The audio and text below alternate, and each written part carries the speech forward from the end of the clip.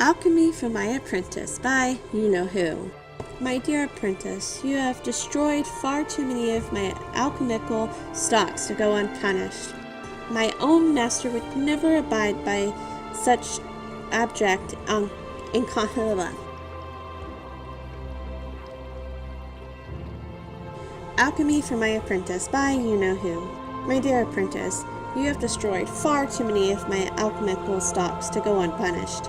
My own master would never abide such abject incompetence. Can't take instruction, she'd say. Nose in a book, she'd say. Luckily for your prospects, it is far less costly to write the simple manual than replace yet another cask of rare solvent. If you lose this manual, as I know you will, don't despair. I have invested your annual stipend toward printing multiple copies of this book and distributing them far and wide in time. Every alchemy station in Tamriel shall have one. Step 1. Acquire solvents. You already know that every potion requires a solvent to serve the potion's base. If you ever paid attention to my lessons, you would know that the best solvent is clean water from a natural source. The purity of the water determines the quality of the potion, so the best source are natural springs. I must once again emphasize the need for fresh source of water.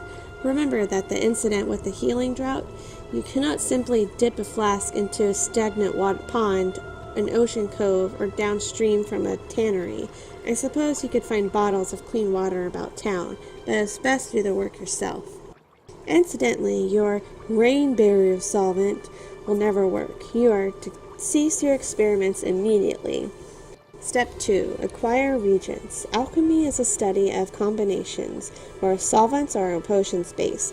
Reagents are the active ingredients. Each reagent bears 4 unique traits.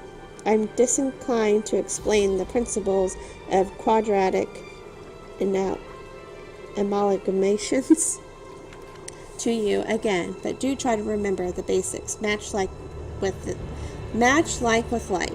Henceforth, you are to find all reagents in the wild, not in my laboratory. Remember to look for plants and mushrooms. Plants and mushrooms only. Under no circumstance should you deviate from this. Squirrel powder was an abomination against the 8. Furthermore, I must remind you to thoroughly clean both mortar and pestle after each use. Step 3. Craft potions. Bring a solvent and 2 reagents to any alchemy station. Different reagents are required, a fact I must stress once again. Combining bug loss with bug loss gets you nothing but foul-tasting water.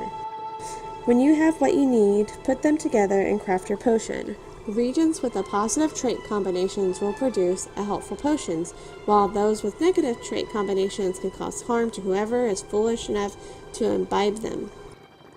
If none of your reagent traits match, you lose both solvent and reagents. Experiment with different reagents to see what you can produce. I leave it to you to determine their traits, but will remind you that ingesting a reagent can teach you its most basic traits, just one. Don't gorge yourself. While I recall of it, did you expect I wouldn't know that you'd finished off the Nern root? I could hear you teeth singing, and there's no way to hide a glowing chamber pot. Advanced alchemical principles. Only when you master the basics alchemy should you think to complicate the process. Through careful study, you can learn